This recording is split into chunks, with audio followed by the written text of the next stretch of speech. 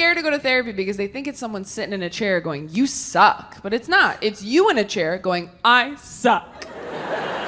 And then your therapist is like, that's great. Let's start there. Therapy just helps you get to the bottom of why you're trash, okay? You go into therapy and you're like, here's all the stuff that sucks about me. And she goes, okay. And she puts it all up on the wall like you're solving a crime together. Fun! And then she gets some of that red string that detectives use at home when they've been thrown off the case for going rogue.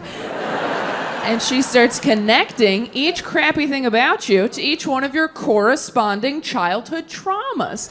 And you're like, oh my God, that's why I'm like this. And she's like, that's why you're like this. And you're like, am I fixed now? And she's like, God, no.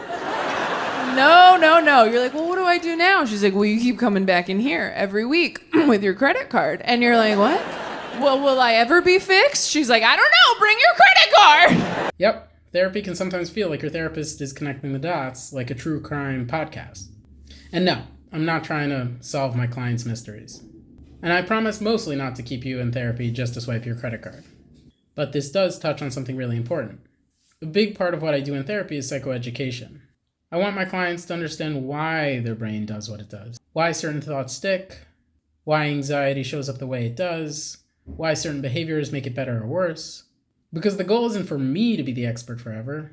The goal is for you to become the expert in your own mental health, to understand the patterns well enough so that you can apply the skills on your own. That's what leads to real success after therapy ends. Because life doesn't stop throwing new situations at you. And if you understand the system and how it works and you work, you can handle the next thing without starting over. So therapy isn't about being fixed. It's about learning how your mind and brain works and then how to work with it. To learn more about anxiety and its treatments, feel free to check out anxietybhp.com.